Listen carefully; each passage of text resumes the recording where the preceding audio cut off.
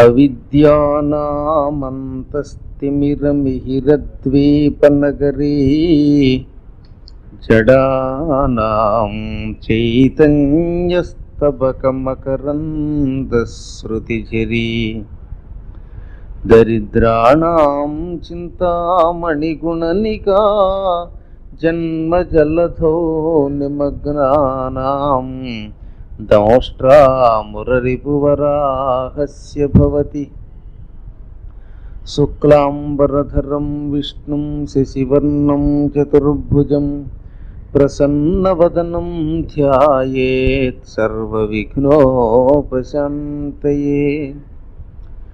వందే గురుపదద్వంద్వమవాంగ్మానసగోచరం రక్తశుక్లప్రభామిశ్రం అతర్క్యం త్రైపురం మహః. యా కుంద్యందు తుషారహారధవళా యా శుభ్రవస్త్రాన్వితా యా వీణావరదండమండితకరా యా శ్వేతపద్మాసనా యా బ్రహ్మాచ్యుత శంకర ప్రభృతిభిర్దేవైః సదా పూజితా సా మాం పాతు సరస్వతీ భగవతి నిశ్శేషజాడ్యాపక.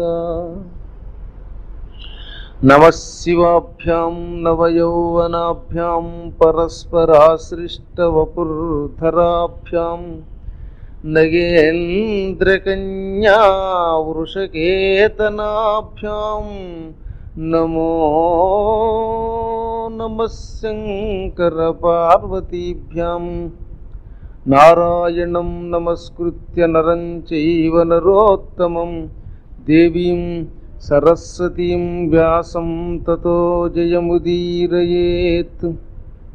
శ్రీమాతృగురుభ్యాం సభాయై చ నమః. శ్రీ మహావిష్ణువు ఈ ప్రపంచ ప్రళయకాలం అంతా అయిపోయిన తర్వాత చిట్ట చివర్ణ మర్రి ఆకులో ఊగుతూ తదనంతరం ఆదిశేషుడి యొక్క పానుపు మీద శయనిస్తాడని నిన్న మనం చెప్పుకున్నాం. అలా శయనించిన తర్వాత 1000 దివ్య యుగాలు గడిచాక స్వామి నాభిలో నుంచి మళ్ళీ తామర పువ్వు బయటకు వచ్చి బ్రహ్మదేవుడు ఆవిర్భవించడంతో యథాప్రకారంగా సృష్టి ప్రారంభమవుతుంది. ఈ సృష్టి ప్రారంభంలో ఇంత పూర్వం ఎవరెవరైతే ఈ ప్రళయకాలంలో పుణ్యపాప కర్మాదులు చేసి నశించి ఆ భగవంతుడి యొక్క శరీరంలో కలిసిపోయారో వాళ్ళంతా మళ్ళీ తిరిగి పునః ప్రారంభం సృష్టి ఆరంభంలో పుడుతూ ఉంటారు. అత్యుత్కటమైన సుకృత కర్మలు చేసిన వాళ్ళు బ్రహ్మ మానసపుత్రులుగా మనువులుగా జన్మిస్తారు. క్రమేపీ మళ్ళీ యథాప్రకారంగా సృష్టి ప్రారంభమవుతుంది. ఇలా బ్రహ్మదేవుడికి ఒక రాత్రి ఒక పగలు గడిస్తుంది. వీటికి నైమిత్తిక ప్రళయాలు అని పేరు. ఇలాంటివి 360 గడిస్తే బ్రహ్మదేవుడికి ఒక సంవత్సరం. అటువంటివి 100 సంవత్సరాల కాలం గడిస్తే ఒక బ్రహ్మ వెళ్ళిపోతాడు. బ్రహ్మ వెళ్ళిపోయాక అప్పుడు మళ్ళీ మహాప్రళయం అని వస్తుంది. ఆనాడిక పుణ్యపాప కర్మలు కూడా నశించిపోతాయి. ఇంకా పునఃసృష్టికి పాత కర్మలతో పుట్టేవాడు ఎవడు ఉండడు. కర్మ ఫలితం కూడా నాశనం అయిపోతుంది. ఇది క్లుప్తంగా ఈ కలియుగ యొక్క ధర్మములు, పుణ్యపాప వివేచన, ప్రళయకాలము, పునఃసృష్టి. ఇటువంటి కాలములో మనుష్యుని రక్షించేది భగవంతుని యొక్క నామస్మరణ. పరబ్రహ్మస్వరూపి అయిన వాసుదేవుని యొక్క నామం మనిషిని చాలా తొందరగా పతనం నుంచి కాపాడుతుంది. ఈ విషయంలో పూర్వం కొట్టుకునే విరోధులైనటువంటి వాళ్ళు ఇద్దరు భగవంతుని యొక్క నామస్మరణమే చివరి గొప్పది మహారాజ్యం కంటే అని నిర్ణయించుకున్నారు. వాళ్ళు ఎవరు అంటే, పూర్వకాలంలో ఇద్దరు అన్నదమ్ములు ఉండేవారట. ఖాండిత్యుడు, కృతధ్వజుడు అని అన్నదమ్ములు. కృతధ్వజుడు అనేవాడు పెద్దవాడు, అతని తమ్ముడి పేరు ఖాండిక్యుడు. ఈ కృతధ్వజునికి కేసిధ్వజుడని కొడుకు పుట్టాడు. కొడుకు పుట్టిన తర్వాత కొడుక్కి రాజ్యం ఇవ్వకుండా తమ్ముడికి రాజ్యం ఇచ్చి ఆ మహారాజు అడవికి వెళ్ళిపోయాట. అప్పుడు ఈ ఖాండిక్యుడు రాజ్యం పరిపాలిస్తూ ఉంటే కొంతమంది మిత్రులు చేరి కేసిధ్వజుడితో అన్నారు, ఓ మహారాజా, అసలు రాజ్యం నీది, ఇంచేతంటే మీ నాన్న పెద్దవాడు గనక, అన్నగారు గనక అతనికి రాజ్యం వచ్చింది. అతను అడవికి వెళ్ళిపోతూ కొడుకు అయిన నీకు ఇవ్వాల్సిన రాజ్యం తమ్ముడికి ఇచ్చేశాడు. నీ పినతండ్రి నీకు రావలసిన రాజ్యాన్ని ఏలుతున్నాడు. మహారాజు అన్నవాడు చేతులు ముడుచు కూర్చోకూడదు, పోరాడి రాజ్యం సంపాదించాలి అనగా ఈ కేసిధ్వజుడు అది విని కడు విరోధమైన ఖాండిక్యు గెలిచి కేసిధ్వజుడు వాని సిరులుగనియే. తనకి విరోధిగా భావించాడు చిన్నతండ్రిని. ఆ పినతండ్రి ఖాండిక్యుడితోటి ఘోర యుద్ధం చేసి ఓడించి ఐశ్వర్యం లాగేశాడు. డబ్బు కోసం, రాజ్యం కోసం, పదవి కోసం అన్ననైనా, తమ్ముణ్ణైనా, సొంత తల్లినైనా, తండ్రినైనా ఎవరినైనా ఓడిస్తూ ఉంటారు. ఈ పదవిలో ఉన్నటువంటి పెద్ద తీపి ఏమిటో తెలియదు కానీ. అందుకే భూమి ఎంత తీపుకో అంటాడు ధృతరాష్ట్ర మహారాజు గారు. ఈ భూమి ఎంత తీపి, దీని మీద వ్యామోహం కొద్దీ దీనికి రాజవ్వాలనే కోరికతోటి నా కొడుకు పాండవులతో విరోధం తెచ్చుకున్నాడు. సూది మనం ఓపినంత భూమి కూడా ఇవ్వనంటట. కోర్టుకి వెళ్ళి మొత్తం భూమి నాశనం అయినా పర్వాలేదు కానీ ఈ కాంపౌండ్ వాళ్ళకి కొంచెం అటు ఇటు దొరుకుకోవడానికి తగాదా పడతారు వీళ్ళు, మొత్తం డబ్బంతా పోతుంది. ఈ భూమి మీద ఉన్న మహిమ అటువంటిది. పినతండ్రితో పోరాడాడు. నిజానికి ఆ చిన్నతండ్రి ఖాండిక్యుడు పండితుడే, కేసిధ్వజుడు పండితుడే, ఇద్దరు జ్ఞానులే, మహారాజులే.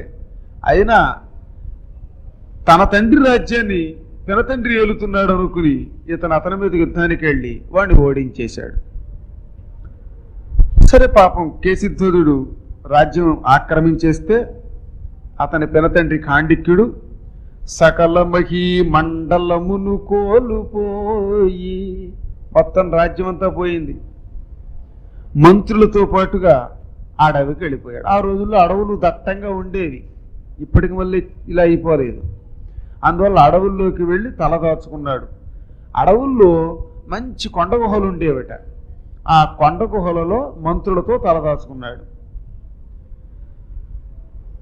ఇక అమ్మయ్య, బలవంతుడైన పినతండ్రిని తరిమేసి నా తండ్రి రాజ్యాన్ని తిరిగి నేను కైవసం చేసుకున్నాను అని ఆనందపడిపోయాడు కేసిధ్వజుడు. ఊర్వర ఏలుకున్నాడు. మహారాజు అయిపోయి తానే భూమిని ఏలుకుంటున్నట్ట. రాజయ్య ఏలుకుంటూ ధర్మాత్ముడిని ముందే చెప్పుకున్నాం కదా, శుభ్రంగా యజ్ఞాలు చేయడం మొదలెట్టాడు. ఒకనాడు ఒక యజ్ఞం చేస్తున్నట్ట. ఆ కేసిధ్వజుడొక్కనాడొక మహాయజ్ఞంబు కావ్యం పగా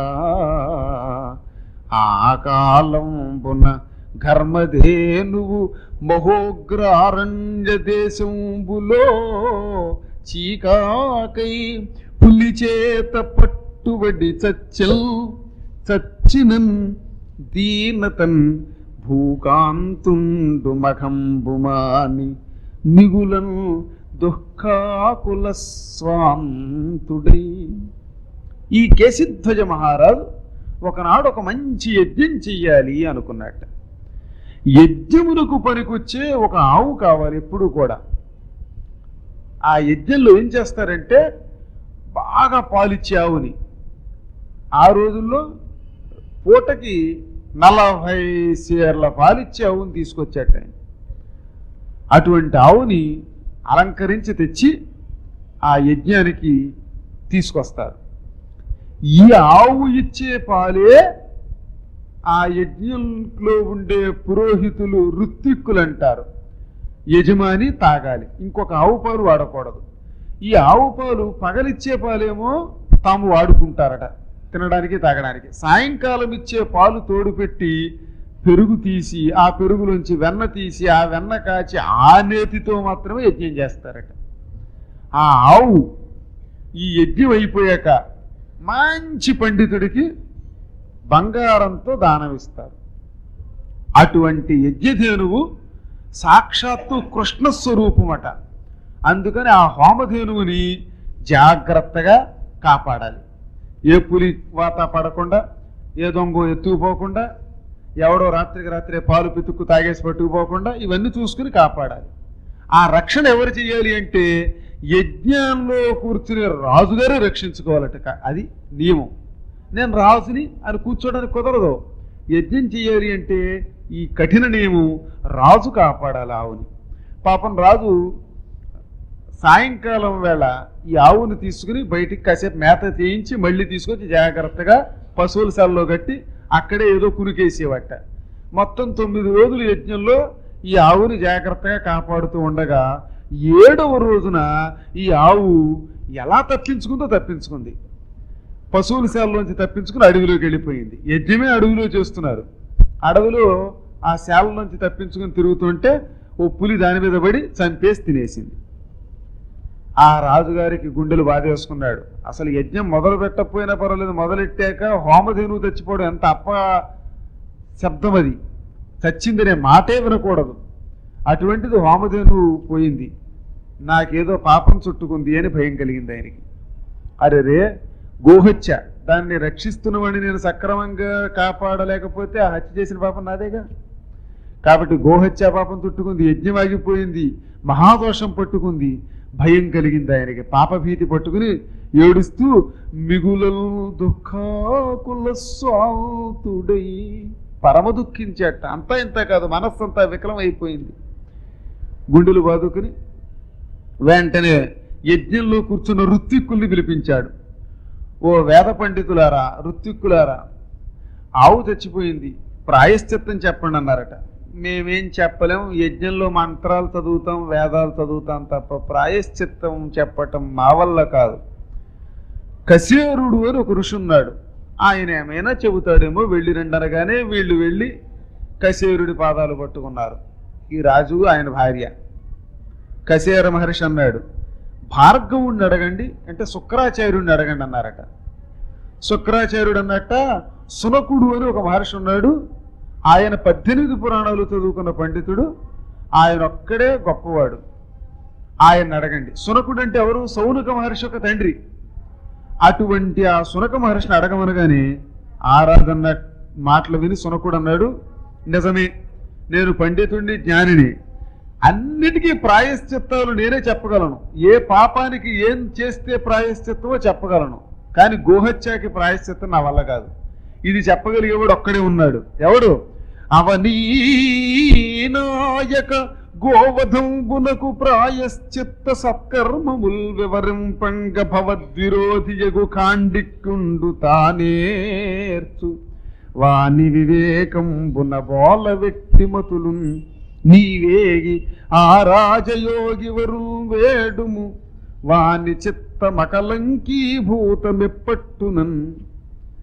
ఓ మహారాజా, గోవధమునకు ప్రాయశ్చిత్తమేమిటి అనేది చెప్పడం నా తరం కాదు. ఆ ప్రాయశ్చిత్తం చెప్పి దానికి ప్రాయశ్చిత కర్మ కూడా చేయించడం ఒక్కడి వల్లే ఉంది ఈ లోకంలో. అతడే నీ పిన్నాన్న ఖాండిక్యుడు. నువ్వు చావగొట్టి అడవిలోకి తెరివేశావు, ఆ రాజ్యం ఆక్రమించేశావు. నీ చిన్న అన్నగారు తప్ప ఈ పాపానికి ప్రాయశ్చిత్తం చెప్పగలిగేవాడు ఈ లోకంలో ఇంకెవడూ లేడు. అతడు ఎటువంటి వాడు? రాజయోగి, జనక మహారాజు అంతటి గొప్పవాడు ఆయన. అంత మహామతి జ్ఞాని లేరు. అతన్ని అడిగితే నీకు ఈ కర్మకి ప్రాయశ్చిత్తం చెబుతాడు. అంతేకాదు అతడు అకలంక స్వరూపుడట, ఏ కల్మషం లేనివాడు. అదేమిటి, నేను వాడి దగ్గరికి ఎలా పెడతాను, వాడిని తరివేసి రాజ్యం ఆక్రమించాను కదా అని నువ్వు అనుకోవాల్సింది అవసరం లేదు, శంకించవలసిన అవసరం లేదు. అతడు శత్రువు వచ్చి ప్రాయశ్చిత్తం చెప్పమని చెబుతాడు. కాబట్టి నిస్సంకోచంగా అతని దగ్గరికి వెళ్ళు, నీకు తగిన ప్రాయశ్చిత్తం అతడు వివరిస్తాడు. ఆ ప్రాయశ్చిత్తం చేసుకో, పాపం తొలగించుకో, పవిత్రుడు అయిపో అని చెప్పి సునకుడు వెళ్ళిపోయాట. కేసిద్ధుడు సందేహం విడిచిపెట్టేశాడు. పూర్వ వైరము మనమున త్వరణీక కడు సమంజస వృత్తిని, పూర్వ వైరాన్ని విడిచిపెట్టాలట. జ్ఞానులు ఏం చేస్తారో తెలుసా, లోపాలుంటే ఆ లోపాలని తేలిగ్గా పక్కకి విడిచిపెట్టేస్తారు. ప్రతి వ్యక్తిలో ఏదో ఒక లోపమో పాపమో ఉంటుంది. లోపం పాపం లేకపోతే అసలు ఈ భూలోకంలో పుట్టట. కాబట్టి జ్ఞాని అయిన వాడు తప్పులన్నీ పక్కకు విడిచిపెట్టేస్తాడు. అప్పుడు ఇలా చేసావు, ఇప్పుడు ఇలా చేసావు అని వంకలు పెట్టట, మంచి మాత్రం సేకరిస్తాట. అదే హంసస్వరూపం అంటే. అంచేత ఈ జ్ఞానులు అవ్వాలి అనుకుంటే పక్కవాడిలో ఏ లోపాన్ని వెతకకుండా ప్రతి వాడిలో భగవంతుడిని చూడాలి. ఇతడికి ఆ తత్వం వచ్చేసింది. మరి అంత పూర్వం యుద్ధం ఎందుకు చేశాడంటే రాజధర్మంతో యుద్ధం చేసి పెనతండ్రి తరివాడు, రాజ్యం వేలాడు. కానీ వ్యవహారం వ్యవహారమే, ఈ వ్యవహారమే. అందువల్ల పూర్వ వైరం మనస్సులోకి రానివ్వక పాతకాలపు విరోధాన్ని విడిచిపెట్టేశాడు. మంచి సమంజస వృత్తితో బయలుదేరాడు. బయలుదేరి మరి రాజుగారిన సందేహం తీర్చుకోవడానికి, ప్రాయశ్చిత్తం తెలుసుకోవడానికి వెడుతున్నాడు. రాజు అయితే మామూలు ఎలా వెళ్ళాలి, వెనక ముందు భటులు, రథాలు, ఏనుగులు, ఈ సెక్యూరిటీ గార్డులతో వెళ్ళాలి. కానీ ఇప్పుడు వెళ్ళేది ఎక్కడికి, ప్రాయశ్చిత్తం కోసం వెడుతున్నాడు. అందువల్లట ఏ భటుణ్ణి కూడా నాతో రావద్దు, ఒంటరిగా పెడతానన్నట. అయ్యి బాబాయ్, మీరు చాలా ప్రమాదం పనిచేస్తున్నారు. మీ పినతండ్రి ఓడిపోయి ఉన్నాడు, పైగా మీ పినతండ్రితో పాటు మంత్రులు భటులు వీళ్ళందరూ కూడా ఉన్నారు కొండగుహల్లో. మేము లేకుండా నువ్వు ఒంటరిగా వెడితే దొరికేవరో సందరుకు నేను నరికేశారు, నువ్వు ఏమైపోతావు, మా మాట వినన్నారట. నేను ప్రాయశ్చిత్తం తెలుసుకోవడానికి వెడుతున్నాను, నాకేం భయం లేదు, ఒకవేళ చచ్చిపోతే నాకు నష్టం లేదన్నట్ట. ఎందుకనంటే ఆ గోవు చచ్చిపోవడానికి కలిగిన పాపం నాకు పట్టుకుంది, నన్ను చంపేస్తే ఈ పాపం వాళ్ళకి పోతుంది, గొడవ లేదు. అయినా జ్ఞానులకి శరీరం మీద మమకారం ఉండదు. తన ప్రాణం పోయినా పర్వాలేదు, ఇతరులకు ఉపకారం చేయాలి, లేదా ఇతరుల వద్ద జ్ఞానం నేర్చుకోవాలనేది నేను నేర్చుకున్న సత్యం. కాబట్టి మీరెవరూ నా వెంట రాక్కర్లేదు, నేను ఒక్కడే పెడతా. అది కూడా ఎలా పెడతా, రాజలాంఛనాలన్నీ విడిచిపెట్టేస్తానన్నట. కృష్ణాజన పరివృతుడు, జింక చర్మం కట్టుకున్నట్ట. జింక చర్మం మాత్రమే కట్టుకొని, ఇప్పుడు మనం అలా కట్టుకోవడానికి ఏ జింకనన్నా చంపితే తీసుకెళ్ళిపోయి జైల్లో బారేస్తారు. అలాంటి పనులు చేయకండి, మహాపాపం అది. ఆ రోజుల్లో చచ్చిపోయిన జింకలను పట్టుకొచ్చేవారు, చంపేవారు కాదు పాపం, చర్మం ధరించేవాళ్ళు. అన్ని ఉండేవి జంతువులు, వాటంతటవి చచ్చిపోతే వాటి చర్మమును తీసుకుని కట్టుకోవడానికి కానీ జపానికి కానీ వాడితే పుణ్యం. బలవంతంగా చంపేసి ఆ చర్మం తెచ్చుకుని పుణ్యం కదా ఆసనంగా వాడితే అని మనం గనక ఆసనం తెచ్చుకుంటే అది మహాపాపం. అందువల్ల ఈయన ధర్మాత్ముడు గనక చచ్చిన మృగ చర్మాన్ని తీసుకొచ్చి ధరించి, చేతిలో మృగశృంగం అంటే లేడి కొమ్ములు చేత్తో పట్టుకుంటారు, యజ్ఞం చేసేటప్పుడు అది పట్టుకోవాలి. ఆ లేడు కొమ్ములు ఇలా పట్టుకొని రథమెక్కి ఒక్కడు వెళ్ళాట కాండిక్యుని దగ్గరికి. అదిగో దూరం నుంచి ఒంటరిగా వస్తున్నవాడిని కనిపెట్టేశారు. ఎవరు? మంత్రులు. పూర్వ వైరం గుర్తొచ్చింది వాళ్ళకి. అదిగో చూడు మహారాజా, కాండిక్య మహారాజా, మనం ఎన్నో ఏళ్లుగా ఈ అడవిలో తిండి తెప్ప సరిగ్గా లేక ఆకులు అలములు కోసుకు తింటున్నాం, తోటకూర ఉడకబెట్టుకు తింటున్నాం, కందమూలాలు తింటున్నాం, దురద పెడుతున్న కందనే ఉడకబెట్టుకుని పై తొక్కు తీసి తింటున్నాం. అఫ్ కోర్స్ ఆ పచ్చికూరలు తినడం వల్ల బలంగా ఉంటే ఉండొచ్చు, అది వేరే విషయం. కానీ మనం ఈ కందమూలాలు తినడానికి, తోటకూర తినడానికి కారకుడు అదిగో వస్తున్నాడు.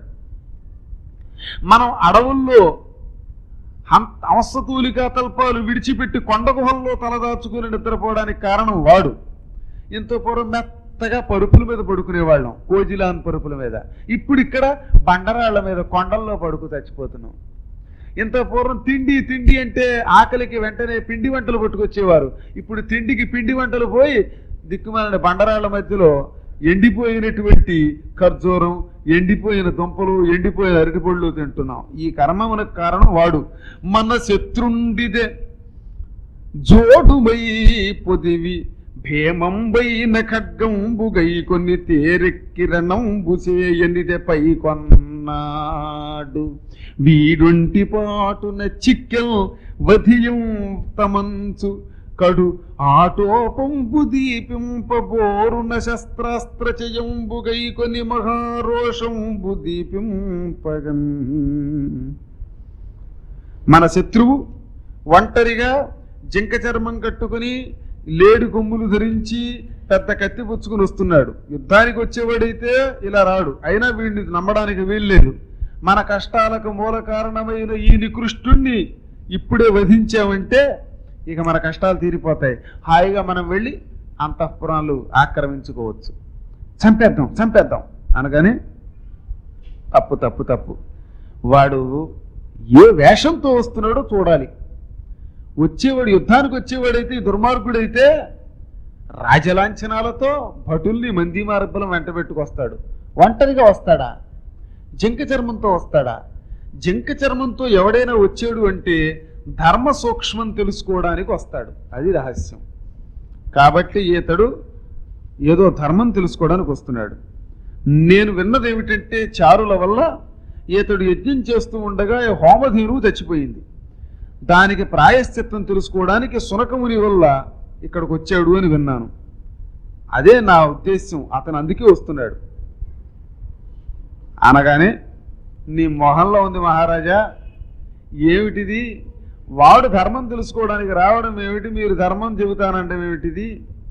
ఎక్కడి ధర్మ రహస్యములు, ఎక్కడి చుట్టరికము, ఇంక ఏటి వినయములు, మొక్కలపు శత్రుడొంటి చిక్కిన చంపుటయ నీతి సిరులు వలసినను. ఎక్కడి ధర్మరహస్యం, ఎక్కడి చుట్టరికం? శత్రువు ఒంటరిగా వస్తే వాడిని చంపేసి ఆ రాజ్యం ఆక్రమించాలి తప్ప, వాడు ధర్మం తెలుసుకోవడానికి వచ్చాడు, నేను ధర్మం చెబుతా అంటే నీ కర్మ కాలుతుంది, జాగ్రత్త అనగానే మంత్రుల మాటలు విని ఖాండికుడు, మీరు వెర్రులు అన్నట్ట. మీరు ఉత్త సుంటలు, వెర్రివాళ్ళు. దోషం పుచ్చుకొస్తున్నాడు వాడు, అంటే పాపం చేసి వస్తున్నాడు. ఆ పాపాత్ముడిని చంపితే ఆ పాపం మనకి చుట్టుకుంటుంది. పాపం వల్ల వచ్చేవాడికి దోషానికి ప్రాయశ్చిత్తం చెప్పి బాగు చేస్తే అఖండమైన వాసుదేవ లోకం పొందొచ్చు. పుణ్యం పాపం అనేవి గ్రహించుకోవాలి. దొరికాడు కదా అని ప్రతి శత్రువుని ఒంటిపాటును చంపేయకూడదు. ఫ్యాక్షనిస్టులు చేసే పనులు అదే, పిచ్చి పీనుగులు వాళ్ళు, వాళ్ళకి తెలియదు. ఒంటరిగా దొరికిన శత్రువును చంపడం కంటే ఉపకారం చేసి పంపేస్తే చచ్చినా పర్వాలేదు, మనిషికి అఖండమైన శాశ్వతమైన కీర్తి లభిస్తుంది. పైగా శత్రువుకి వీడి మీద కృతజ్ఞత ఏర్పడుతుంది. అదే ధర్మాన్ని చెప్పాడు ఈ ఖాండిక్యుడు. ఎట్టి పరిస్థితుల్లో ఒంటిపాటున చిక్కినా శత్రువుని ధర్మం కోసం వచ్చిన వాడిని చంపకూడదు. పొసగా మేలు చేసి పొమ్మనుటే చాలు, వాడికి మేలు చేసి పొమ్మనాలి. పైగా వైరి నిరాయుధుండగుచు వచ్చిన కాచుట కంటే పుణ్యముల్ చేరునే, క్రూర కర్మములచే పరమార్థ రహస్యవేది ధీరుడు పూర్వ వైరము మదిల్ తల్లపోయక సాధువేషమే పారగ వచ్చి నన్నొక రహస్యము వేడిన చెప్పటొప్పదే. ఒక శత్రువు ఆయుధాలు విడిచిపెట్టి పుణ్యం కోసం వస్తే వాడిని చంపడం ఉందే క్రూర కర్మ అంటే అది. పరమరహస్యం వాడికి చెబుతాను. అతని వేషం చూడండి, నమ్మండి అని చెప్పి తాను ఎదురుగుండా వెళ్ళి మంత్రులు వెంట పెట్టుకుని రండి రండి అని చెప్పేసి మంగళ హారతి గైకోను అని మంగళహారతి పళ్ళెం పట్టుకెళ్ళి కాస్త హారతి ఇచ్చి నివాళించి ఆసనం బండరాయి ఒక ఆసనంగా ఇచ్చి చక్కగా కూర్చోబెట్టి కుశలమడిగి బాగున్నావా బాగున్నావా అని ప్రశ్నించగానే పినతండ్రి పాదాలు పట్టుకుని నమస్కారం చేశాట. చిన్న నువ్వు ఎలా ఉన్నావు, అడవిలోకి వచ్చాక చిక్కిపోయావా ఏమిటి అనగానే ఏం చిక్కాను రా అబ్బాయి, నువ్వు నన్ను గెంటేసినా ఈ అడవిలో దుంపలు తిని శరీరం బాగా నున్నగా తయారు చేసుకున్నాను. దుంపలు చాలా బలం, తెలియదు కానీ మనకి పడాలి కానీ భలే బలం. అడవిలో నడుస్తూ తిరుగుతూ చాకిరీ చేస్తూ దుంపలు తవ్వుకు తింటే వాడికి పచ్చికూరల వల్ల మా చెడ్డ బలం వస్తుంది. ఈ కలియుగంలో పచ్చికూరలు ఉన్నాయే మందులు కొట్టి కొట్టి కొట్టి ఆ మందులతోటి చెడ్డం అయిపోయాయి. కాబట్టి అంత బలం ఇవ్వడంలా. అంచేత మేము అడవిలో హాయిగా నిష్కల్మష పదార్థాలు స్వచ్ఛమైన ప్రాకృతిక పదార్థాలు తింటున్నాం, బలంగానే ఉన్నాం. ఇంక నేను వచ్చిన పనిది, నా వల్ల ఒక గోవు తెచ్చింది, దానికి ప్రాయశ్చిత్తం చెప్పు అనగా వేదోక్తముగా పాపమునకు తగిన ప్రాయశ్చిత్త కర్మ చెప్పాడు.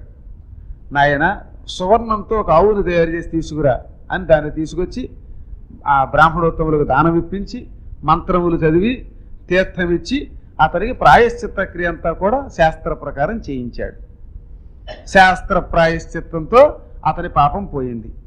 అంతవరకు ముఖంలో నల్లని కాంతి ఉన్నదట అతనికి, అది తొలగిపోయిందట ప్రాయశ్చిత్తం అవగానే. వెంటనే ఋత్విక్కులకి దక్షిణిచ్చి యజ్ఞం పూర్తి చేశాడు. మరి తనకి ప్రాయశ్చిత్త కర్మ చెప్పిన పిన్నాన్న గారిని పిలవాలి కదా, అందుకని ప్రాయశ్చిత్త కర్మంబు చెప్పిన ఖాండిక్యునికిష్టమై నయవి సంప్రీతిన్ సమర్పింతు నేను. తండ్రి తర్వాత తండ్రి అంతటి వాడివి నువ్వు, ప్రాయశ్చిత్త కర్మని చెప్పి నా పాపం తొలగించావు. నీకు ఏది ఇష్టమో అది తప్పనిసరిగా ప్రసాదిస్తాను. నువ్వు కోరుకుంటే ప్రాణం కూడా ఇస్తా, వేళకోళానికి అది నిజంగానే ఇస్తాను, కోరుకో నీకేం కావాలో అనగానే కేచిద్దుడు మాట విని ఖాండిక్యుడు నవ్వేట. ఒక్క క్షణం మా మంత్రులు ఉన్నారు పాపం, ఎవరు కష్ట సుఖాలలో కూడా నన్ను విడిచిపెట్టలేదు, వాళ్ళే నాకు ఆత్మీయులు. సాధారణంగా లోకంలో కష్టం వస్తే విడిచిపెట్టేస్తారు, సుఖం వస్తే అంతా చేరతారు. డబ్బు ఉందనుకోండి చుట్టూ చేరతారు జనాలు, అదే లేకపోతే వాడు అప్పు అడుగుతాడేమో అని చేరరు.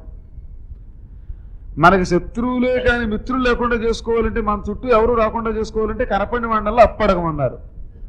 మళ్ళీ తుపాకుడుకు ఒక్కడు కూడా దొరకడు అక్కడ. అంచేత అటువంటి కష్టకాలంలో నా దగ్గర ఐశ్వర్యం లేనప్పుడు నన్ను సేవించిన మంత్రులు ఉన్నారు కూడా, అడవికి వచ్చి వాళ్ళు కందమూలాలు తిని నా కోసం దుంపలు తవ్వుకొచ్చి అప్పగించిన పుణ్యాత్తులు నా మిత్రులు, నాకు ఆత్మీయులంటే నా మంత్రులు. వాళ్ళతో ఆలోచించి ఏం కావాలో కోరుకుంటాను అని పక్కకెళ్ళి ఏమంటారు మంత్రులారా అన్నారట. వాళ్ళు అన్నారు, నీ అబ్బాయి నీ అన్న కొడుకు ప్రాయశ్చిత్తం చెప్పినందుకు కృతజ్ఞతగా ఏం కావాలన్నా ఇస్తానంటున్నాడు. నీ రాజ్యం మళ్ళీ అడిగి తీసేసుకోకూడదా, మొత్తం వచ్చేస్తుంది రాజ్యం, హాయిగా పరిపాలించుకోవచ్చు అన్నారట. ఆయన పక్కు నవ్వాడు. అర్థమార్జించుటయు మంత్రులారా, మీరు చాలా గొప్పవాళ్ళు, నిజమైన కృతజ్ఞత కలిగిన వాళ్ళు, అందువల్ల మీకు ధర్మం చెబుతున్నాను. ఇన్నేళ్ళు గడిచి అడవిలోకి వెళ్ళిన మనకి మళ్ళీ డబ్బు మీద ఆశ. అర్థమార్జించుటయు డబ్బు సంపాదించడం, రాజ్యమాసపడుటయును, రాజ్యానికి ఆశపడ్డం నాకేం ఇష్టం లేదు. వాడిచ్చినా ఓడిపోయి అడవికి వెళ్ళొచ్చి మళ్ళీ దానంగా పుచ్చుకున్నాడు అంటారే కానీ నన్ను ఎవరు మెచ్చుకోరు. ఎలాగో మనం సన్యాస లక్షణాలకు అలవాటు పడ్డాం, వయస్సు పెరిగింది, ఇంకా ఈ వయస్సులో మనం ఎంత తిన్నా బలుస్తామా, ఊరు పొమ్మంటోంది, కాడు రమ్మంటోంది, ఇంకా మనకేం కోరిక లేదు. కానీ మీరు ఇష్టపడితే వీడి వల్ల ఒక విషయం తెలుసుకోవాలి. మీకు రాజ్యమే కావాలి అని గట్టిగా పట్టుదల పడితే కాదని నేను అనలేను, కానీ నా మనస్సు వినండి వీరు అనగానే అర్థమైంది వాళ్ళకి. మహారాజా, మేము కేవలం డబ్బు మీద కక్కుర్తి కొద్ది నిన్ను సేవించేవాళ్ళం అయితే ఎప్పుడో విడిచిపెడదాం. మేము అడవిలోకి వెళ్ళిపోయిన నీ వెంటబడి ఎందుకు వచ్చాం? పార్టీ మార్చేసి అక్కడికి వెళ్ళొచ్చుగా. నేను వెళ్ళలేదు. ఎందుకు వెళ్ళలేదు అంటే దానికి ఒకటే కారణం, నీ దగ్గర జ్ఞానం ఉన్నది. అదనమాట రహస్యమట. దేనివల్ల ప్రజలకు ఉపయోగపడుతుందో, దేనివల్ల జ్ఞానం పొందవచ్చో అటువంటి వాడిని విడిచిపెట్టకూడదు. నీలో జ్ఞానం లేకపోతే నిన్ను విడిచిపెట్టేసేవాళ్ళం మేము. మాకు కేవలం ధనాశ లేదు. ఇప్పుడు కూడా రాజ్యం కోరుకోమని నిన్ను ఎందుకంటున్నాము అంటే నువ్వు సుఖపడాలి అని. నువ్వు గొప్పవాడివి, జ్ఞానివి, అంచేత నువ్వు సుఖపడాలి. నీకోసమే రాజ్యం కోరుకోమంటున్నావు. నువ్వే వద్దన్నాక ఇంకా మాకెందుకు రాజ్యం, నువ్వు ఏం కావాలో కోరుకో అన్నారట. అప్పుడు ఆయన వెంటనే కేశిత్తుడి దగ్గరికి వచ్చాడు. మా మంత్రులు నాకు ఇష్టం వచ్చిన కోరుకోమన్నారు, కాబట్టి నిన్ను అడుగుతున్నాను. నువ్వు చాలా పండితుడి, నాకు కొన్ని శాస్త్రాలు తెలుసు, నీకు కొన్ని శాస్త్రాలు తెలుసు. నాకు ప్రాయశ్చిత్తం ధర్మ సూక్ష్మాలు తెలుసు. అందుకే నువ్వు నా దగ్గరకు వచ్చి ఆవు చచ్చినందుకు ప్రాయశ్చిత్తం అడిగి చేయించుకున్నావు. కానీ నీకేం తెలుసు? నీ చేత మోక్ష నిరూఢం బగు యోగ మార్గమెరుగంగా వేడ్కయ్యి ఉన్నది. ఈ వినుతంబైన రహస్యమున్ తెలిపినన్ విజ్ఞానపారీణుగా వనరింపందగునన్న ఆతనికి అయ్యుర్వీశ్వరుండిట్లను. నీకు మోక్షం ఎలా పొందాలి అనే జ్ఞానం తెలుసు. నువ్వు పండితుడివి, నీకు ధర్మ సూక్ష్మాలు రహస్యాలు తెలుసు. నాకు ప్రాయశ్చిత్త కర్మ తెలిస్తే భగవంతుని ఎలా పొందొచ్చు అనే విషయం నీకు తెలుసు. కాబట్టి మోక్షం పొందడానికి కావలసిన పరమ రహస్యాలు చెప్పు. నాకు నువ్వు మోక్షం పొందే శాస్త్ర పాండిత్యమును వివరించుము. అది ఎంత గొప్పవాళ్ళండి వాళ్ళు, మహానుభావులు వాళ్ళు. ఏది ఉపయోగమో అదే తెలుసుకుంటున్నారట, ఇంకేమీ ఆశ లేదట వాళ్ళకి. అప్పుడు ఆ ఖాండిక్యుడి మాటలు విని ఆశ్చర్యపోయాడు ఆయన కేశిత్తుడు. పిన్నాన్న, రాజ్యమైనా ఇచ్చేద్దామని నేను నీకు అనుకుంటూ ఉంటే అటువంటిది రాజ్యం మానేసి మోక్షం కావాలి కోరుకోవాలని అనుకుంటున్నావు కదా నువ్వు. అంత మోక్షం నీకు ఇష్టమైనదా, ప్రీతిపాత్రమైనదా అని అడిగాట. నిజమే నువ్వన్నది. రాజ్యం ఇహలోక సుఖాలకు మూల కారణం, ఆనందాన్ని ప్రసాదిస్తుంది తాత్కాలికంగా శరీరానికి. ఇప్పుడు నాకు 60 సంవత్సరాల వయస్సు, ఇంకో 20 ఏళ్ళో 30 ఏళ్ళో రాజ్యపాలనకే సుఖం పొందుతాను అంటే ఆ రోజులు కొంచెం ఆయు ప్రమాణాలు పెద్దవి. నేను చెప్పింది ఏదో క్లుప్తంగా చెప్పాను కానీ ఇంకా ఎక్కువ ఉండొచ్చు ఆయనకి. కానీ ఆ రాజ్యాన్ని పరిపాలిస్తూ సుఖములు అనుభవిస్తూ ఉండగా మొత్తం గడ్డము మీసము జుట్టు ఫలితమైపోతుంది, తెల్లబడుతుంది, శరీరం వణుకుతుంది, కొద్ది రోజులకు మూలపడతా.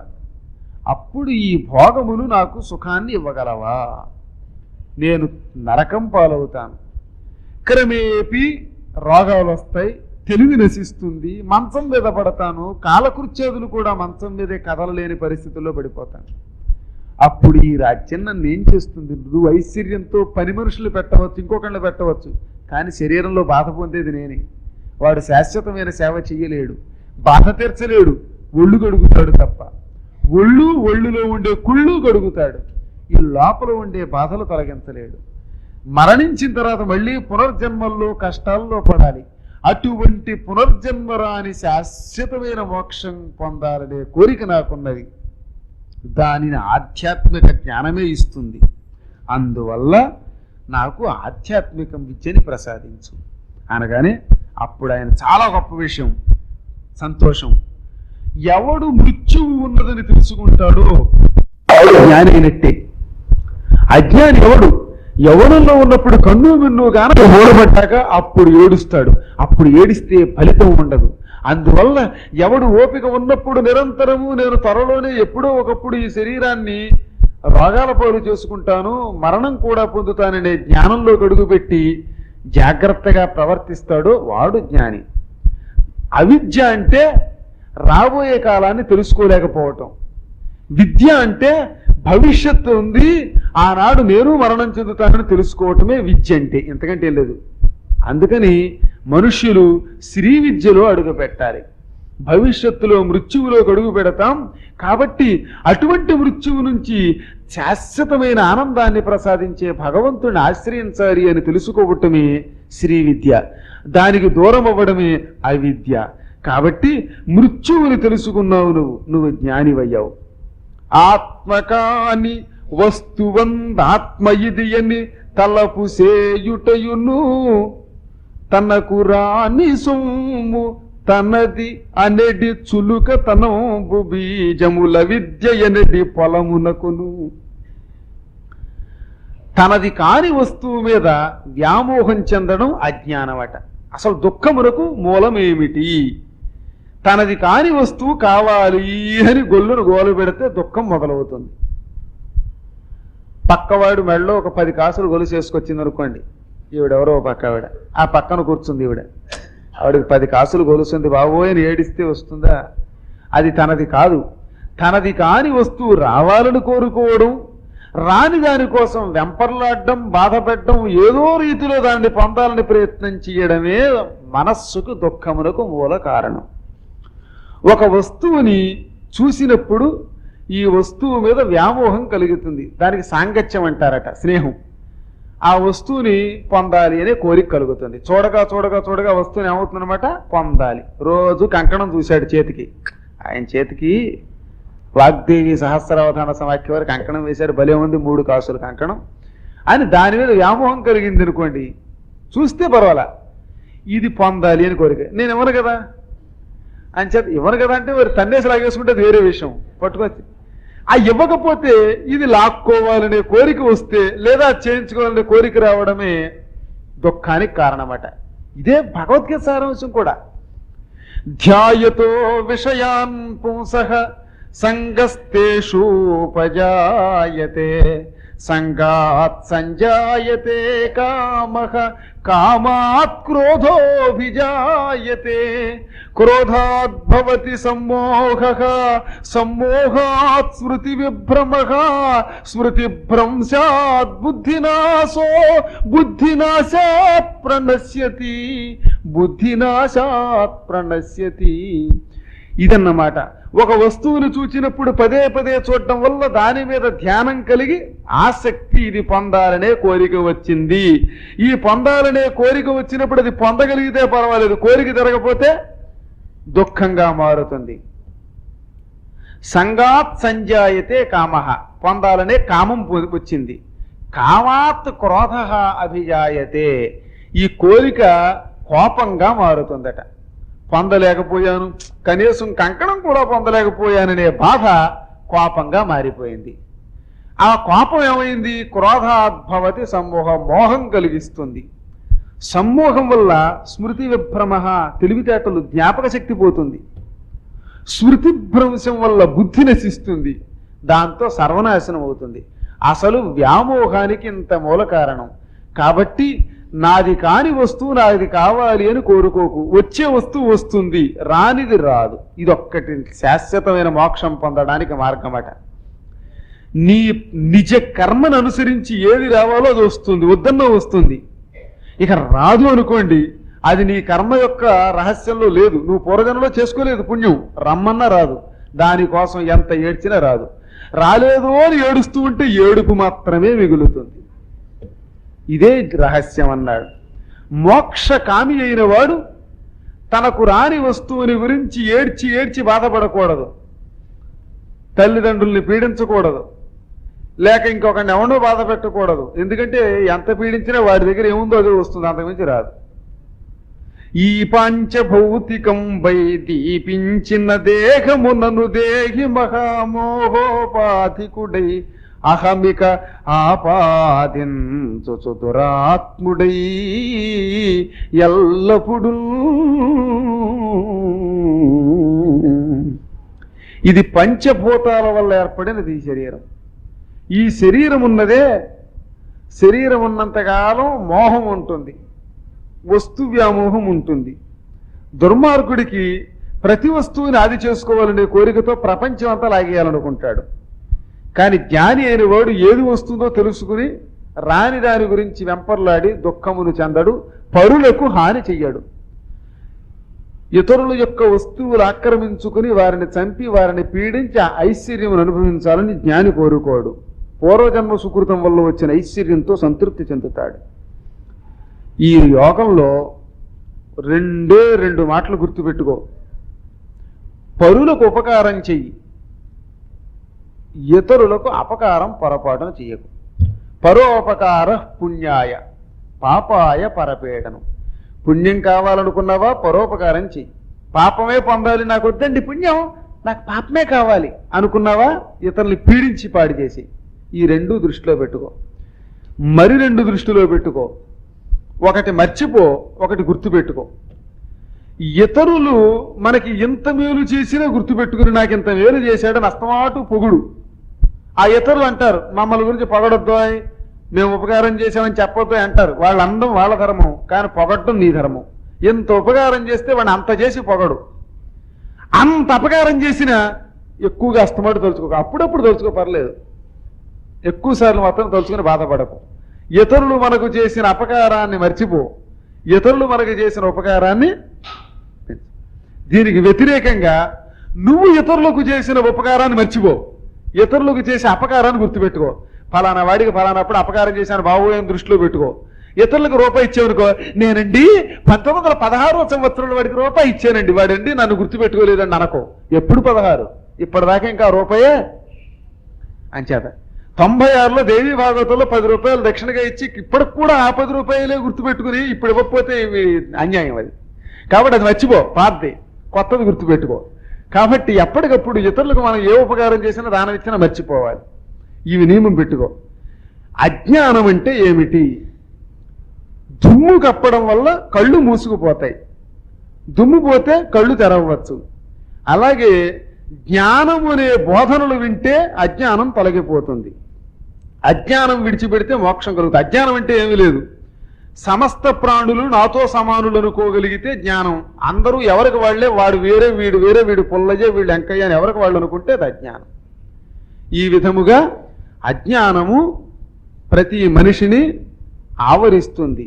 సమస్త ప్రాణులలో భగవానుడిని చూడటం అనే జ్ఞానమే మోక్షమునకు కారణము.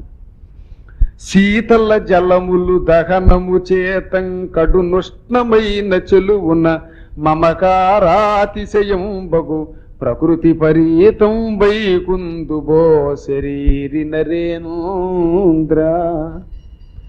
చల్లని నీళ్లు పోయండి, వేడి నీళ్లు కూడా చల్లబడిపోతాయి. వేడి నీళ్లు చల్లబరచాలి అంటే ఏం చేయాలి? ఎంత మరిగిపోతున్న నీళ్లు ఉన్నాయి, కాసిన చన్నీళ్ళు కలపండి, ఇంకా చల్లబడాల ఇంకాసిన చన్నీళ్ళు కలపండి, తీసుకెళ్లి ఫ్రిడ్జ్లో పెట్టండి. లేదంటే ఫ్రిడ్జ్ అయినా పోవాలి, లేకపోతే నీళ్ళైనా చల్లబడడం అనేది జరుగుతుంది. వేడి నీళ్లను చల్లబరచడానికి చన్నీళ్లు కలిపినట్లుగా అజ్ఞానాన్ని తొలగించుకోవడానికి అజ్ఞానంలోనే పుడుతున్నారట మానవులు. అది విశేషం. వేడి నీళ్ళు అనేవి అజ్ఞానం, దాన్ని చల్లబరచడానికి చన్నీళ్లు కలుపుతున్నాం అంటే జ్ఞానంలోకి వెళ్ళాలి. అజ్ఞానాన్ని తొలగించడానికి జ్ఞాన మార్గంలోకి వెళ్ళాలి. కానీ మానవులు ఏం చేస్తున్నారు? వేడి నీళ్లను చల్లబరచడానికి మళ్ళీ వేడి నీళ్లే కలుపుతూ ఉంటారు. అంటే అజ్ఞానంతో అజ్ఞానాన్ని తొలగించుకుంటున్నారు. అజ్ఞానంలో కొట్టుబిట్టాడుతున్న వీడు జ్ఞానం అనుకుని మళ్ళీ అజ్ఞానం వెంటే పడుతున్నాడు. ఏమిటి జ్ఞానము, ఏది అజ్ఞానము అంటే రెండే రెండు ముక్కలతో ఏ పని చేసినా భగవంతునికి అర్పణ చేయడమే జ్ఞానము. ఎవనికి ఏమి దానం చేసినా అవతల వాడిని భగవంతుడిగా భావించి కృష్ణునికి అర్పిస్తున్నాను లేదా అమ్మవారికి అర్పిస్తున్నానని తన ఇష్టదైవంగా భావించి అర్పించటం. ఈ రెండే. ఫలానా పద్మాకరికి ఇస్తున్నానని కానీ లేదా ఇంకోటి ఎవరికి ఉపకారం చేస్తున్నానని కానీ అనుకోకుండా అవతల వాడిని భగవత్ స్వరూపుడిగా చూడడం. ఇది జ్ఞానస్వరూపము. ఇటువంటి జ్ఞానమును పొందుము నీవు. అందువల్ల నీవు తొందరగా మోక్ష మార్గములకు వెళ్ళగలవు, పొందగలవు. నాయన, చాలా మనిషి సాధకుడైతే గాని అందరినీ భగవంతుడిని ఎప్పుడుగా గుర్తిస్తాడు? ప్రతి వాళ్ళు ఎప్పుడు భగవంతుడిని చూడగలుగుతామంటే మనం అంటే కొన్ని చెప్పాడు. నియతి, నియమం ప్రకారం గడవాలి. 9:00 9:00 భోజనం, ప్రతీది నియమం అట. తపస్సు, శరీరమును అప్పుడప్పుడు ఉపవాసముల ద్వారా కృషింపచేయటం. శుచి, కుళ్ళు పదార్థాలు తినకూడదు, నియమం ప్రకారంగా స్వచ్ఛమైన పదార్థ స్వీకారం. భగవద్ధ్యానం, వేదముల మీద భక్తి. వాక్కు నియమం అన్నాడు. చిట్ట చివరిది ఏమిటి? వాంగ్నియతి, మాటని చాలా ఆచితూచి వాడటం. ఇది యమయోగము, యమి అంటారు దీనిని. ఈ సిద్ధుడు ఆ యోగం గొప్పది. అజ్ఞానం పొద్దంతా అంటే పొద్దస్తమానం అంటే పొద్దున లేచిన దగ్గర నుంచి సాయంకాలం వరకు పడుకునే వరకు ఏ పని చేసినా భగవన్ నామస్మరణ విడిచిపెట్టకు. ఉచ్ఛ్వాస నిశ్వాసములలో భగవంతుని స్మరించు. ఇదే మోక్ష పదమిచ్చు ముక్తి కాముకులకెల్లా, మోక్షం కోరుకునే వాడికి నిరంతర భగవన్నామస్మరణ మోక్షం ఇస్తుంది. గురుని భావింపగా బడి పరమమైన, ఎవడో ఒక గురువుని ఎన్నుకో, అతని ద్వారా భగవంతుని యొక్క కథాశ్రవణం చెయ్యి, అదే మోక్షం ఇస్తుంది. ఇదే మునీంద్రుడు చెప్పిన మార్గం అని వివరించాడు. ఇప్పటికి 61 రోజులుగా చెప్పుకున్న విష్ణు పురాణం ఇది. ఇది వింటే వచ్చే ఫలితాన్ని మైత్రేయ మహర్షికి పరాశరుడు ఇలా వివరించాడు. వేద శాస్త్ర పురాణములు విష్ణుమూర్తులు, వేదములు శాస్త్రములు పురాణములు విష్ణువు యొక్క ఆకారము అని చెప్పాం. ఒక్కొక్క పురాణం ఒక్కొక్క ఆకారం. పద్మపురాణం హృదయం అన్నాం, బ్రాహ్మము శిరస్సు అన్నారు, అలాగే విష్ణు పురాణం నడుమన్నారు. ఇలా ఒక్కొక్క పురాణం ఒక్కొక్క అవయవం. అంచేత ఆ విష్ణు స్వరూపమును మీరు విన్నట్లే, స్వయంగా దర్శించినట్టే పురాణం వినడం వల్ల. విన్న ఎల్లవారు సకల శుభంబులుగాంతురు సన్మునీంద్ర. ఈ పురాణము పూర్తిగా విన్నవాళ్ళు సకల శుభములు పొందుతారు. పూర్తిగా వినలేకపోయినా ఫలశ్రుతి విన్నా ఇంచుమించు ఫలితం వస్తుంది.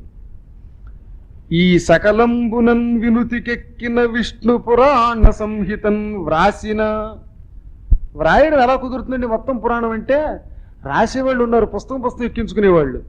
అంతా వ్రాయలేకపోయినా చెబుతూ ఉంటే కొంచెం ఇంపార్టెంట్ పాయింట్లు రాసుకుంటూ ఉంటారు కొంతమంది. అలాంటి వాళ్ళని చాలామందిని చూశాను. ముఖ్యంగా మొన్న ఏకాదశి మహాత్మ్యం రాసింది ఎవరో కానీ మీరేనా?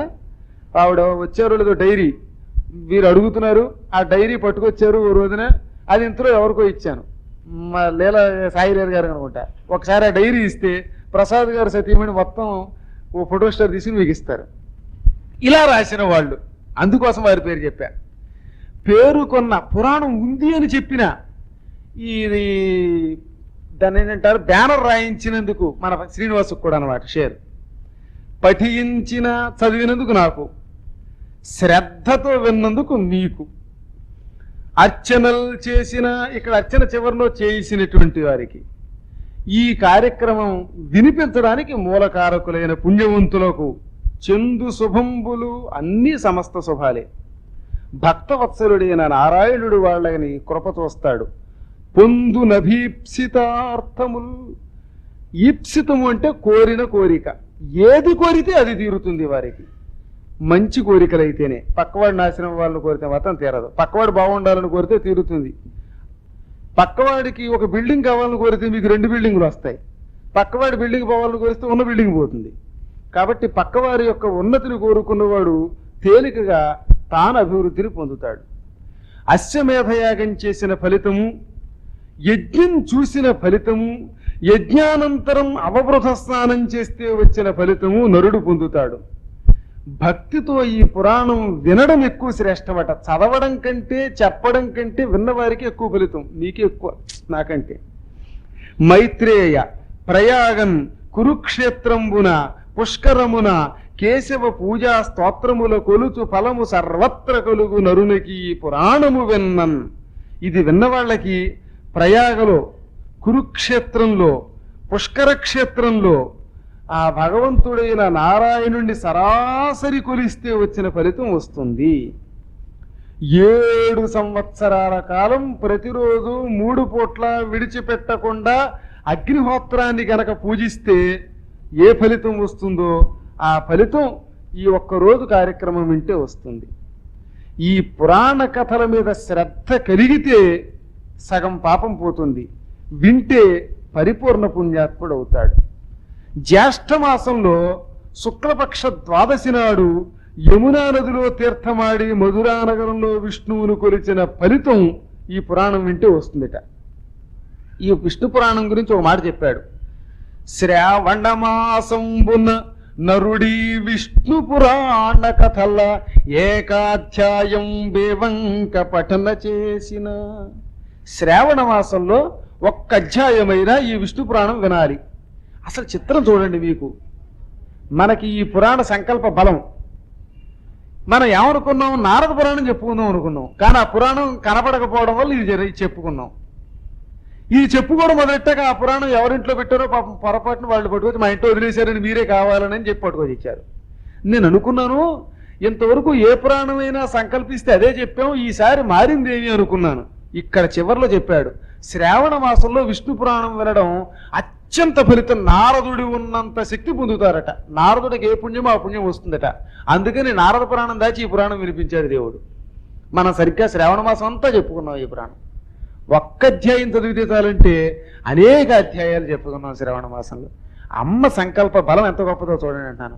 ప్రతీదీ ఆ సంకల్ప బలం వల్లే నడుస్తోంది. ఇది నాకు ఈ ఫలితం చదివేదాకా నాకు ఐడియా లేదు అసలు దాని గురించి. ఇవాళ మీకు చెప్పడానికి పొద్దున చదివితే అప్పుడు గుర్తొచ్చిందనమాట. ఓహో, అందువల్ల విష్ణు పురాణం చెప్పించింది అమ్మ ఈసారి మన చేత. అంచేత దైవానుగ్రహం మీకు ఉన్నది, మీకు సందేహం లేకుండా మోక్షం కలుగుతుంది. నాకు కూడా కొంచెం అందులో కలుగుతుంది. వేదోక్తంబుల బ్రాహ్మణోత్తముల కుర్వీదాన గోదాన కన్యాదానంబులు మేరగా కలుగుదానంబుల్ ప్రమోదంబుతో ఆదిత్య గ్రహణంబునం యమునలో అర్పించు పుణ్యంబుల ఆపాదించున్నరుడీ పురాణమతి తాత్పర్యంబుతో విన్నచో. శ్రద్ధగా ఈ పురాణం వింటే వేదము పురాణములు అన్నీ చదివిన పండితుడికి భూమి దానం చేసిన, గోదానం చేసిన, కన్యాదానం చేసిన ఏ ఫలితం వస్తుందో ఆ ఫలితం వస్తుంది. అలాగని రేపు నాకు భూదానం చేయాలనుకున్నాడు మానేయకండి. ఈ పుణ్యం ఆ పుణ్యం, ఆ పుణ్యం ఆ పుణ్యం మళ్ళీ అంచేత సమస్త దానములు సూర్యగ్రహణానంతరం చేస్తే చాలా ఫలితం అట. గ్రహణం తర్వాత చేసే దానానికి ఫలితం ఎక్కువ. ఆనాడు చేసే దాన ఫలితం ఈ పురాణం వినడం వల్ల వస్తుంది. యమునా నదిలో సూర్య చంద్రగ్రహణాల తర్వాత విడిచిన తర్వాత స్నానం చేయడం చాలా పుణ్యం. గంగా స్నానం కంటే యమునా నదిలో గ్రహణానంతరం చేసే స్నానానికి ఫలితం ఎక్కువ అన్నారు.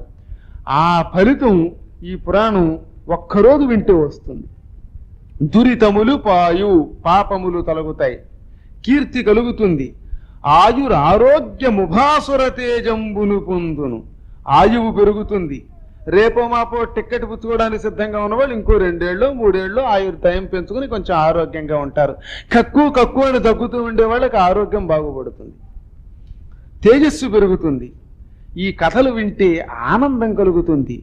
దుస్వప్నాలు ఏమైనట్టు కొంతమందికి చెడ్డ కళలు అస్తమాటు, రాత్రి ఎవడో కల్లో పొడి చేసినట్టు, ఎవడో వచ్చి చితక్ కొట్టినట్టు, ఇలాంటి దిక్కుమాల కళ్ళన్నీ వస్తూ ఉంటాయి. ఒక ఆయన అంటాడు, అస్తమాటు రాత్రి పడుకుంటే చాలు రాత్రి నల్లని వ్యక్తి కనపడతాట, నూనె తగినట్టు కలొస్తుందిట, వాడెవడో చితక్ కొట్టినట్టు కలొస్తుంది, ఎప్పుడు ఓడిపోయినట్టు కలొస్తుందిట, ఆయనకి ఈ గోదాట్లో మునిగిపోయినట్టు ఎత్తు మునిగిపోయినట్టు కలొస్తుందిట. నిజంగా పాపం అడిగాడు ఆయన. అది అలాంటి వాళ్ళు ఇది వింటే అలాంటి కళలు రావు, ఆనందకరమైన కళలు వస్తాయి. టాటా సుమోలో ఏసీ కారులో శ్రీశైలం వెళ్ళినట్టు కళ వస్తుంది. ఇక ఈ పురాణము కలియుగ దోషాలను తొలగిస్తుంది. కలిదోష హరం పుణ్యం, కలియుగ దోషాలు తొలగించి ఆనందం ఇస్తుంది. కావున ఈ పురాణము జగన్నుతమై కలికాల దోషముల్ పోవగజేయు, కలికాల దోషాలు తొలగజేస్తుంది. భక్తి పరిపూతముగా వినినం పఠించినం నీవు మహానుభావుడవు. ఇది మైత్రేయుడికి పరాశరుడు చెప్పాడు కాబట్టి ఏమంటున్నాడు, నువ్వు భక్తిగా విన్నావు, చెప్పిన దాన్ని స్మరించవు, నువ్వయ్యా మహాత్ముడు అంటే నీ జననం పవిత్రమయ్యింది, ఇక మీదట తక్కిన పురాణాలు వినడానికి సిద్ధంగా ఉండు అని ఈ విధముగా పురాణం యొక్క ఫలితాన్ని వివరించాడు. మీ అందరూ శాశ్వత ఆనందము సుఖము పొందుదురుగాక. శీఘ్రకాలములో మళ్ళీ మనము తక్కిన పురాణములు చెప్పుకుంటాం. ఈ కార్యక్రమానికి వచ్చిన మీ అందరికీ దైవానుగ్రహం కలుగుగాక. ఏర్పాటు చేసిన అంబికా వారికి దైవానుగ్రహం కలుగుగాక. చెప్పిన నాకు దైవానుగ్రహం కలుగుగాక. స్వస్తి ప్రజాభ్య పరిపాలయంతాం న్యాయ్యేన మార్గేణ మహీం మహీషాః గోబ్రాహ్మణేభ్యः శుభమస్తు నిత్యం. లోకాः సమస్తాः సుఖినో భవంతు.